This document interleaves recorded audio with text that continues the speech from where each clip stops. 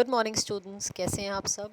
I hope आप मेरे साथ साथ अपने सारे चैप्टर्स कंप्लीट कर रहे हैं, अपनी नोटबुक्स कंप्लीट कर रहे हैं एंड सबसे इम्पॉर्टेंट आप साथ साथ लर्न कर रहे हैं। जो लोग अभी तक नहीं लर्न कर रहे हैं या जिन्होंने अभी तक नोटबुक्स नहीं बनाई हैं, आई सजेस्ट कि अभी से स्टार्ट कर दीजिए। बिकॉज़ जब भी स्कूल खुलेंगे आपकी नोटबुक्स चेक होंगी, कोई एक्सक्यूज़ेस नहीं चलेंगे और साथ ही साथ आप लोगों के टेस्ट्स भी लिए जाएंगे। आज हम एक बहुत इजी और बहुत ही छोटा सा चैप्टर करने वाले हैं which is the chapter 15 of our book are environment. Environment होता है हमारी सराउंडिंग्स। जैसे मैंने आपको लास्ट ईयर पढ़ाया था, हमारे आसपास या किसी भी ऑर्गेनिज्म के आसपास कैसा एनवायरनमेंट है, मतलब उसकी सराउंडिंग्स कैसी हैं। अब पूरी दुनिया का जो बायोस्फीयर है, it has been divided into various ecosystems. और हर इकोसिस्टम का मतलब क्या है कि वहाँ एक community of plants, animals, micro organisms, basically एक बायोलॉजिकल कम्युनिटी रहती है जो अपने फिज़िकल एनवायरनमेंट के साथ इंटरेक्ट करती है। मतलब अगर कोई ऑर्गेनिज्म है, जैसे मान लो कोई शेर है, तो वो जिस जंगल में रह रहा है वो वहाँ के बाकी ऑर्गेनिजम्स के साथ कैसे इंटरेक्ट करता है, वो बाकी ऑर्गेनिजम्स शेर के साथ या बाकी ऑर्गेनिजम्स के साथ कैसे इंटरेक्ट करते हैं, ये सब मिलके बनाता है एक इकोसिस्टम। हर इकोसिस्टम के कुछ कंपोनेंट्स होते हैं। कुछ कंपोनेंट्स बायोटिक होती है, मतलब लिविंग होते हैं, और कुछ कंपोनेंट्स जो हैं वो एबायोटिक होते हैं, मतलब नॉन लिविंग होते हैं। बायोटिक कंपोनेंट्स में आ जाते हैं प्रोड्यूसर्स, कंज्यूमर्स, डीकम्पोजर्स, जबकि एबायोटिक कंपोनेंट्स में आते हैं लैंड या सॉइल, टेम्परेचर, प्रेशर, ऑल्टीट्यूड और भी जो बहुत सारी नॉन लिविंग कंडीशंस हैं जो इन बायोटिक लिविंग ऑर्गेनिजम्स को इन्फ्लुएंस करते हैं। अब मेन जो हम लोगों ने इसमें पढ़ना है वो है all the biotic components of our ecosystem. So सबसे पहला कंपोनेंट है प्रोड्यूसर्स। प्रोड्यूसर्स कौन है? सारे के सारे ऑटोट्रॉफ, सारे ग्रीन प्लांट्स जो अपना खाना खुद बनाते हैं बाय फोटोसिंथेसिस। उन प्रोड्यूसर्स को जो खाते हैं या उन प्रोड्यूसर्स पे जो डिपेंडेंट हैं उनको बोलते हैं कंज्यूमर्स, क्योंकि कंज्यूमर्स वो जानवर हैं सारे के सारे जो अपना खाना खुद नहीं बना सकते। तो या तो वो प्लांट्स को खाते हैं या दूसरे जानवरों को खाते हैं।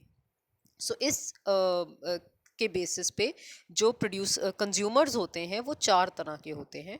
हर्बीवोर्स, वो एनिमल्स जो प्लांट्स ही खाते हैं सिर्फ। कार्निवोर्स, वो एनिमल्स जो सिर्फ एनिमल्स को ही खाते हैं। ओमनीवोर्स, वो एनिमल्स जो प्लांट्स और एनिमल्स दोनों खा सकते हैं। डेट्राइटिवोर्स, जो डेड प्लांट्स और एनिमल्स खाते हैं, मतलब उनके मरने के बाद उनको खाते हैं। The next component is decomposers. Decomposer simply वो हैं जो डीकम्पोज करते हैं, मतलब जो प्लांट्स और एनिमल्स मर जाते हैं वो, या जो प्लांट्स का एनिमल्स का वेस्ट प्रोडक्ट्स होते हैं जैसे फीकल मैटर, उसको डीकम्पोज करके एनवायरनमेंट में मिनरल्स रिलीज करते हैं, उन ऑर्गेनिजम्स को कहते हैं डीकम्पोजर्स। और डीकम्पोजर्स ज़्यादातर माइक्रो ऑर्गेनिजम्स होते हैं जैसे बैक्टीरिया और फंगस। अब ये सारे जानवर मिलके या ये सारे ऑर्गेनिजम्स एक्चुअली मिलके बनाते हैं फूड चेन्स, और बड़ी सारी फूड चेन्स मिलके बनाते हैं फूड वेब। तो एक फूड चेन का मैंने एग्जांपल यहाँ दिया है। जैसे ग्रास प्रोड्यूसर है तो वो पहला ट्रॉफिक लेवल बन जाता है। उस ग्रास को खाता है ग्रास हॉपर जो सेकेंड ट्रॉफिक लेवल बन जाता है, और वो सबसे पहला कंज्यूमर है इसलिए उसको प्राइमरी कंज्यूमर बोलते हैं।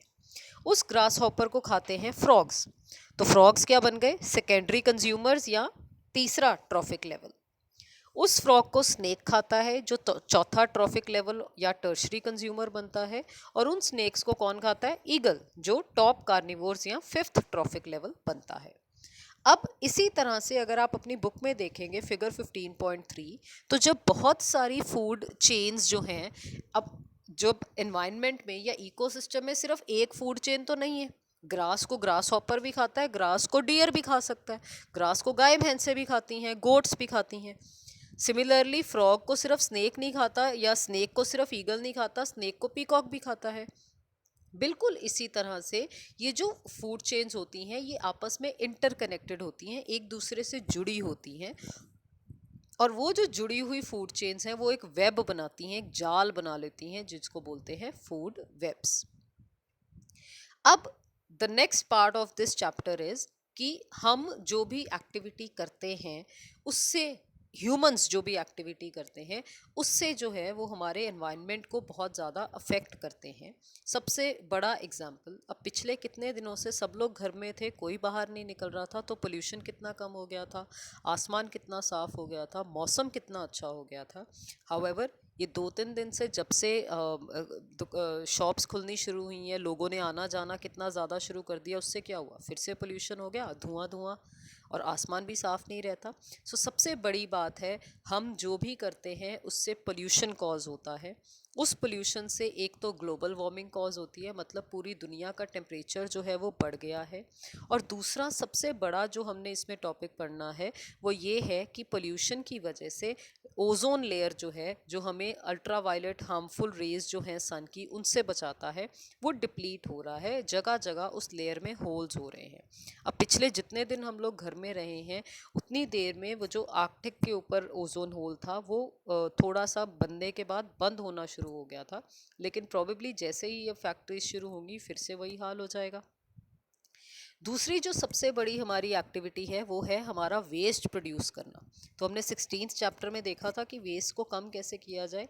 इस चैप्टर में सिंपली हम ये देखेंगे कि वेस्ट कितनी तरह के होते हैं। वेस्ट दो तरह के होते हैं, एक होते हैं बायोडिग्रेडेबल वेस्ट, एक होते हैं non biodegradable waste. Biodegradable waste क्या है, वो सब्सटेंसेस जिनको डीकम्पोजर्स अपने एंजाइम्स निकाल के डीकम्पोज कर सकते हैं। जबकि नॉन बायोडिग्रेडेबल वेस्ट वो हैं जैसे पॉलीथीन, जो जिनको डीकम्पोजर्स ब्रेक नहीं करते, वो एज इट इज़ एनवायरनमेंट में पड़े रहते हैं और फिर उसको ख़राब करते हैं।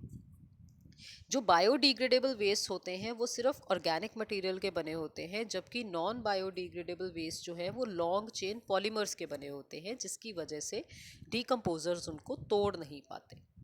बायोडिग्रेडेबल वेस्ट जो है वो पोल्यूशन कॉज नहीं करते।